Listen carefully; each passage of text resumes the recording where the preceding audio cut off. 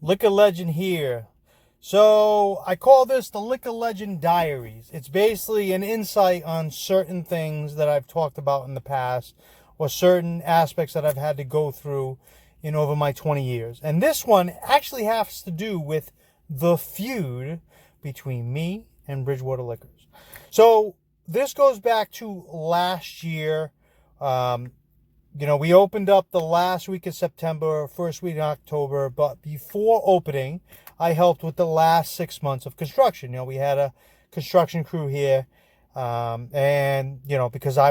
me and the owner wanted this place open, I gave my help. So I learned how to put in walls and plaster and ceilings and whatever, stuff that I'm not accustomed to do. I learned how to do. It was just to help them, a driving force to get this place open. So prior to getting the product and opening the store, they were putting a wrapping on the cooling. So what that means is we have a cooler system, and they put this stuff, so it's sort of like an advertisement. So I have Bruins, I have Patriots, and I have Red Sox. Now, the only thing I don't have is Celtics, because technically Budweiser doesn't have anything going on with the Celtics currently. Or I would have had Celtics up there too. I would have had all four sports. And the day the kid from El Knife was putting the cooler wrapping, I was doing something in the store. The shelves were up. Again, we had no product. And some guy walked in. Now, at first, I don't know everybody at El Knife, so I assumed it was somebody from that company who was checking on the guy. And, he walked in through the front door, and he walked to the back where the kid was putting the wrapping on. And they talked for a little bit because I was busy. I didn't bother. So they got finished talking, and the guy walked back out through the front. Didn't know who he was. When I got toward the back, I was like, "Oh, who's that?" He's like, "Well, that's your competitor, Kevin." Kevin, that's a little bit bullshit. And I know you watch my videos. That was bullshit. I'm sorry. You don't go walking into somebody else's store. Okay? Personally, I just think you're checking the layout out. Because I'm a threat. I'm a competitor. I'm a threat. Now, let's face facts. It's not like I haven't had other people in my store from other stores. Bridgewater's been in my store more than once, checking my price, checking my stuff. That's for another day. That's another Liquor Legend Diary.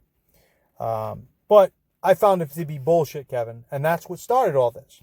So because that pissed me off, I went and started a bunch of Instagrams. So I have multiple Instagrams. I have one for the store.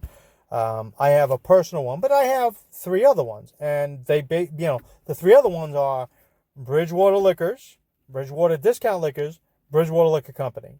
Now, before you say, "Oh, no, that's my store," in the bio, it says that I sell alcohol in the city of Bridgewater. I have discounts. I'm a liquor company. The fact that you wasn't smart enough to understand how big Instagram could be is not my fault. I'm aggressive like that. But that's not here or there. I took it out because I knew eventually that shit would come back to bite you in the ass. And it has. You really can't have an Instagram with your name. Not doing anything wrong, mind you. I was just smart enough to take advantage of the situation.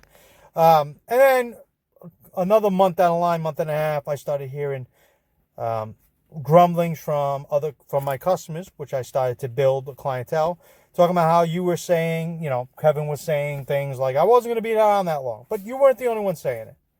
I was a threat to other people. So, you try to peg down the new kid on the block. And then, of course, as things progressed, I heard that you called me an a-hole. Hence why I did the dish wrap.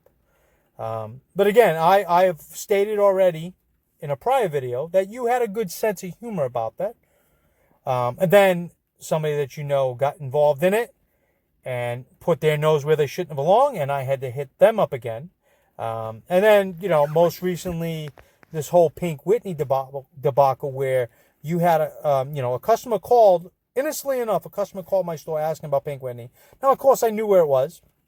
But I wasn't going to tell them exactly. I said, well, I know my competitor has it. And then an hour later, that guy calls me back from your store from Bridgewater Liquors and was like, oh, I found it. And I said, oh, that's great. I was happy that the guy found it. Not that he was at my competitor, but I was happy that he found a product that I couldn't provide him. But then the customer had to go over the line, on your behalf and say, oh, the owner wanted me to let you know that he still got 70 cases. Yeah, kind of pissed me off again. He was at your store. It's kind of funny because a lot of the kids that come to my store when I was out, and they asked me about Pink Whitney, and I said, well, I don't have it. I can tell you where to get it. I was like, but you got to tell them that the Liquor Legend sent you. And as soon as I mentioned your store's name, their response to me is, I'm not going there. They really don't like your store. For whatever the reason is. This is business. It's not personal. Okay? But, people just know of it as a feud. Especially the youngins. They know, they kind of seen the videos, the back and forths. It is what it is. It's business.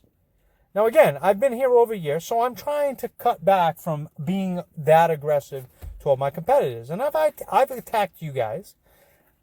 I've attacked Bridgewater. Again, that's for another video. Those people have something coming.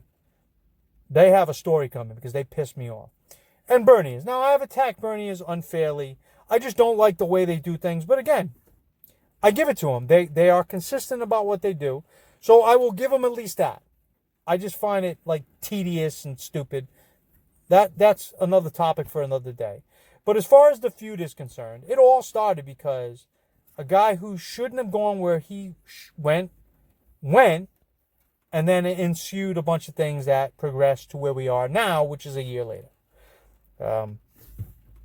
I'm vying to be number one. I'm vying to be the best store in Bridgewater. The Liquor Legend is going to go on and progress and be the best out there because I won't settle for second. That's how it works. I don't settle for being the next best.